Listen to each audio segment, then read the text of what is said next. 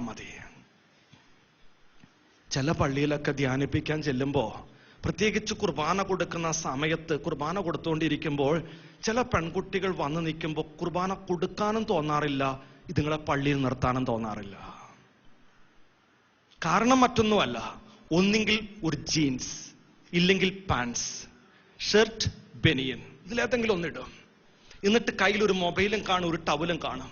ആ തലമുടി ഒന്ന് ചീമ്പി പോലും ഒരു റിബൺ ഇട്ട് കെട്ടിവെച്ചിട്ടില്ല, അതും പറപ്പിച്ചിട്ടിട്ടുണ്ട്. എന്നിട്ട് വലിയ ആരെയോ കാണിക്കാനായിട്ട് വന്നിങ്ങനെ നിപ്പുണ്ട്. എന്തിനാ ആ സാധനം പള്ളി വന്നേക്കണേന്ന് എനിക്കറിഞ്ഞുകൂടാ. എന്റെ ചോദ്യം ഇതാ ഇവിടെ ഇരിക്കുന്ന സ്ത്രീ മക്കളോട്.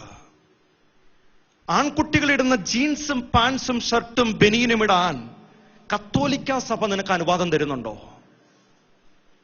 ഉണ്ടോ? പോട്ടെ, കത്തോലിക്ക സഭ ഇച്ചിരി നീക്കിയിരുത്തുക. പരിശുദ്ധ ബൈബിൾ നിനക്ക് അനുവാദം തരുന്നുണ്ടോ? എന്താ ഇതിനെക്കുറിച്ച് വചനം പഠിപ്പിക്കുന്നത്? നിയമാവർത്തന പുസ്തകം 22-ാമത്തെ അധ്യായം 5-ാമത്തെ വചനം എന്ന് കേട്ടേക്കണേ. നിയമാവർത്തന പുസ്തകം 22-ാമത്തെ അധ്യായം 5-ാമത്തെ വചനം പഠിപ്പിക്കാണ്. സ്ത്രീ പുരുഷന്റെയോ പുരുഷൻ സ്ത്രീയുടെയോ വസ്ത്രം അണിയരുത്, അപ്രകാരം ചെയ്താൽ അവർ ദൈവത്തിന് നിന്ദ്യരാ.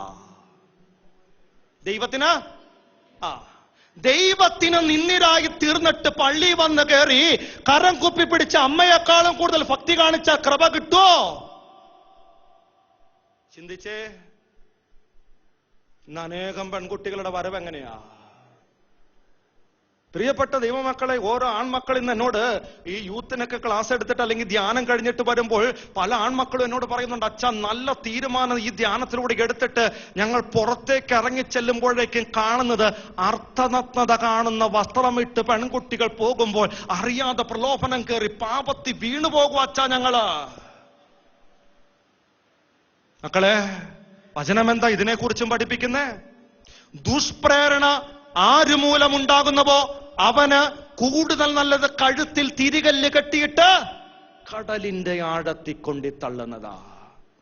ഇവിടെ ഒരപ്പച്ചനോ ഒരു യുവാവോ പരിശുദ്ധ ദേവാലയത്തിൽ ബലിയർപ്പിക്കാനായിട്ട് ദേവാലയത്തിന്റെ ഉള്ളിൽ ചെന്നപ്പോൾ തൊട്ടപ്പുറത്തെ സൈഡിലോ ഫ്രണ്ടിലോ നിൽക്കുന്ന സ്ത്രീ അല്ലെങ്കിൽ പെൺകുട്ടി ആ അപ്പച്ചനും ആ യുവാവിനും ആകർഷണം കൊടുക്കുന്ന രീതിയിൽ അർത്ഥനഗ്നത കാണുന്ന വസ്ത്രം ഇട്ടുകൊണ്ടാണ് വന്ന് നിൽക്കുന്നതെങ്കിൽ അവർക്ക് പരിശുദ്ധ ബലിപീഠത്തിൽ നോക്കാൻ പോലും പറ്റാതെ നിന്നിലേക്ക് മാത്രം ശ്രദ്ധ കൊണ്ടുവരുന്നുണ്ടെങ്കിൽ നീയാ പാപഹേതു. വചനം പഠിപ്പിക്കുന്നു, നിന്റെ കഴുത്തിൽ തിരികല്ല് കെട്ടിയിട്ട് കടലിന്റെ ആഴത്തിൽ കൊണ്ട് നള്ളുന്നത് നല്ലത്. ഞാൻ ഓർക്കുക മക്കളെ, നിങ്ങളുടെ ഏറ്റവും നല്ലൊരു വസ്ത്രമുണ്ട്, ചുരിദാർ, നല്ല വസ്ത്ര. പക്ഷെ ഇപ്പൊ എന്താ പറ്റിയേക്കണേ? അതിന്റെ അത്തേലേക്ക് സാത്താൻ കയറിട്ട് ആ ഷോൾ എടുത്തിട്ട് ഒറ്റ ഏറാ. ഇന്ന് ഷോളില്ല, നടക്കുക, കാണ. രണ്ടാമത് അതിലേക്ക് സാത്താൻ കയറിട്ട് ആ സൈഡ് അങ്ങോട്ട് വെട്ടാൻ തുടങ്ങി. ഞാൻ പറയണ്ടല്ലോ നീ എവിടം വരെ ആയിരിക്കുന്ന. ഇപ്പൊ മൂന്നാമത് അതിലേക്ക് സാത്താൻ കയറിട്ട് അതിന്റെ ബോട്ടം ഏതൊക്കെ രീതിയിൽ ബനിയം പരുവത്തിലാക്കോ അത്രയും പരുവത്തിലാക്കി വെച്ചിട്ടുണ്ട്. ചിന്തിച്ചു നോക്കിക്കേ മക്കളെ, നിങ്ങൾ ആ ചുരിദാറിൽ നല്ല വസ്ത്രത്തിൽ 3 മാറ്റം വരുത്തി. ഒരു ഗുണം കാണിച്ചു തരാമോ? ഒരു ഗുണം ഞാൻ 10 തിന്മ അതിലെ കാണിച്ചു തരാം. ആൺകുട്ടികൾക്കും അപ്പച്ചന്മാർക്കും ഇതുപോലെ ഉതപ്പ് കൊടുക്കുന്ന വസ്ത്രമിട്ട് പരിശുദ്ധ ദേവാലയത്തിൽ ബലിയർപ്പിക്കാൻ പോയ കൊച്ചെ, അനുഗ്രഹത്തിന് പകരം ശാപം. അല്ലാതെ വീട്ടിലൊന്നും കൊണ്ടുപോകാൻ പറ്റില്ല. എന്നിട്ട് എന്റെ വിവാഹം നടക്കുന്നില്ല അച്ഛാ, എനിക്ക് ഇന്റർവ്യൂവിന് കിട്ടുന്നില്ല അച്ഛാ, എനിക്ക് ആ പ്രശ്നം അച്ഛാ, എന്റെ കുടുംബത്തിൽ എന്നും പ്രശ്നം അച്ഛാ. എന്തുകൊണ്ട്? നീ ഇട്ടിരിക്കുന്ന വസ്ത്രം എപ്രകാരം. കഴിഞ്ഞ വർഷം ഞാൻ ഒരു ആദ്യ കുർബാന സ്വീകരണത്തിന് പോയി, ആലപ്പുഴ സൈഡിലാ. എന്നോട് പറഞ്ഞു, അച്ഛൻ വീട്ടിൽ വന്ന് എന്റെ കൊച്ചിനെ പ്രാർത്ഥിച്ചിറക്കണം. ഞാനോർത്ത് നാട്ടിലെ സംഭവം ഇല്ലോ ആയിരിക്കും ഓർത്ത് ഞാൻ വീട്ടിൽ ചെന്നപ്പോൾ ഈ കൊച്ചു മാത്രം ഒരുങ്ങിയിട്ടില്ല, ബാക്കി എല്ലാവരും ഒരുങ്ങിയിട്ടുണ്ട്. പ്രിയപ്പെട്ടവർ, ഞാൻ ഈ അമ്മയോട് ചോദിച്ചു, ഈ കൊച്ചിനെ ഇവള് ഞങ്ങൾ മേടിച്ച വസ്ത്രം ഇടില്ല അച്ഛാ. ഞാൻ കൊച്ചിന് ഒരു ഉപദേശമൊക്കെ കൊടുത്ത് ഒരു ചോക്ലേറ്റ് ഒക്കെ കൊടുത്ത് ഞാൻ ആ കൊച്ചിനെ അമ്മയുടെ കൈ കൊടുത്ത് പെട്ടെന്ന് ഒരുക്കി എടുത്തുകൊണ്ട് വരാൻ പറഞ്ഞു. ഞാൻ നടുക്കത്തെ മുറി പ്രാർത്ഥിക്കാനായിട്ട് നിന്നപ്പോൾ ഈ കൊച്ചിനെ ഒരുക്കിക്കൊണ്ട് അമ്മ ഇങ്ങോട്ട് വന്നു. കണ്ടപ്പോൾ ഞാൻ കൊച്ചിനെ ഒരു നോട്ടം, കൊച്ചെന്നെ ഒരു നോട്ടം. പ്രിയപ്പെട്ടവരെ, ഞങ്ങൾ രണ്ടുപേരും ചൂളി നിന്നു. കാരണം എന്നറിയാമോ? അർത്ഥനഗ്നത കാണുന്ന ഒരു വസ്ത്രമാ ആദ്യ കുർബാനയ്ക്ക് അമ്മ കൊച്ചിനെ മേടിച്ചിട്ട് കൊടുത്തേക്കണേ.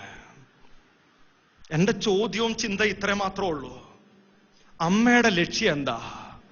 ഈ കൊച്ച് ഏറ്റവും ഒരുക്കത്തോടും യോഗ്യതയോടും കൂടി ഈശോയെ സ്വീകരിക്കണമെന്നതാണോ? അതെയോ 4 പേരെന്റെ കൊച്ചിനെ കാണണം, ശ്രദ്ധിക്കണം. അമ്മയുടെ ലക്ഷ്യം എന്താ? മക്കളെ, നിങ്ങൾ ഒരു കടയില് നിന്റെ കൊച്ചിന് വസ്ത്രം മേടിക്കാനായിട്ട് കയറുമ്പോൾ നിന്റെ ലക്ഷ്യം എന്താ? എന്റെ കൊച്ചു 4 പേരാൾ കാണപ്പെടണം, അതെയോ എന്റെ ഈശോ ഇതിൽ സംപ്രീതനാകണം. ഒരു അബോർഷൻ ചെയ്യുന്ന ഡോക്ടറിന്റെ വാതിലിന്റെ തൊട്ടടുത്ത് അപ്പനും അമ്മയും ഒരു പെൺകൊച്ചും ഒരാൺകൊച്ചും നിപ്പാ. ജീസസ് യൂത്തിലുള്ള ഒരു പെൺകൊച്ചിന് മനസ്സിലായി ഇതൊരു അബോർഷൻ കേസാ വന്ന് നിൽക്കണേന്ന്. ഒരു 4-5 പേര് അപ്പുറം ഇപ്പുറം മാറി നിൽക്കാനായിട്ട് തുടങ്ങിയപ്പോൾ ജീസസ് യൂത്തിലുള്ള പെൺകൊച്ചി എന്നാ ചെയ്തെന്നറിയാമോ? ഒരു ബഹളവും ഒച്ചപ്പാടും ഉണ്ടാക്കിയിട്ട് അവിടെ നിന്ന് അപ്പച്ചന്റെ കാലിലേക്ക് വീണ് ഒരു കരച്ചിലം കൊണ്ട് നടത്തി. ആളുകളൊക്കെ പെട്ടെന്ന് കൊണ്ട് ഓടിക്കൂടാൻ തുടങ്ങി. നിലത്ത് കിടക്കുന്ന കൊച്ചിനെ തട്ടിയിട്ട് ചോദിച്ചു, നീ എന്തിനാ ഇവിടെ കിടന്ന് കരകണേ? ഈ പെൺകൊച്ചു പറഞ്ഞു, എഴുന്നേറ്റിട്ട് പറഞ്ഞു, ദാ ഒന്ന് കൊച്ചിനെ കൊല്ലാനല്ലേ നിങ്ങൾ കൊണ്ടുവന്നേക്കണേ, കൊല്ലരുത്, ഒന്ന് പ്രസവിച്ച് തന്നാ മതി. ഈ അപ്പൻ ആ കൊച്ചിനെ അങ്ങോട്ട് മാറ്റി നിർത്തിയിട്ട് പറഞ്ഞു, മോളെ നീ പറഞ്ഞത് സത്യമാ, എന്റെ മകളുടെ ഉദരത്തിൽ ഒരു കൊച്ചു കിടപ്പുണ്ട്, അവളെ കൊല്ലാൻ തന്നെയാ ഇവിടെ കൊണ്ടുവന്നേക്കണേ. പക്ഷെ നിനക്കറിയാമോ ആ കൊച്ചിന്റെ ഉത്തരവാദി ആരാന്ന്? തൊട്ടപ്പുറം നിൽക്കണ സ്വന്തം ആങ്ങളാ. ഈ ആങ്ങളനെ എന്റെ അടുത്താ സംസാരിക്കാൻ കൊണ്ടുവന്നേ. ഞാൻ അവനോട് ചോദിച്ചു, എടാ എന്തു പോക്കിരിത്തരാ നീ കാണിച്ച്? അവൻ എന്നോട് പങ്കുവെച്ച വിഷമം ഇതാ, അച്ഛാ രാവിലെ പപ്പയും അമ്മയും ജോലിക്ക് പോകും, പിന്നെ ഞാനും ചേച്ചി മാത്രമേ വീട്ടിലുള്ളൂ. ചേച്ചി വീട്ടിലൂടെ ഇട്ടുകൊണ്ട് നടക്കുന്ന ഒരു ചെറിയ നിക്കറും ഒരു ബനിയനും. സ്വന്തം ആങ്ങളയ്ക്കും സ്വന്തം അപ്പനും പോലും കുടുംബത്തിൽ പ്രലോഭനം കൊടുക്കുന്ന മക്കളാണ് ഈ കാലഘട്ടത്തിന്റെ പെൺകൊച്ചെങ്കിൽ ആ പെൺകൊച്ച് പള്ളി വന്ന എന്റെ തമ്പുരാൻ സ്വീകരിക്കോ മക്കളെ ബലി? ചിന്തിച്ചു നോക്കിക്കോ. കഴിഞ്ഞ ദിവസം ഒരു സംഭവം കൂടി പറയാം. കഴിഞ്ഞ ദിവസം ഒരു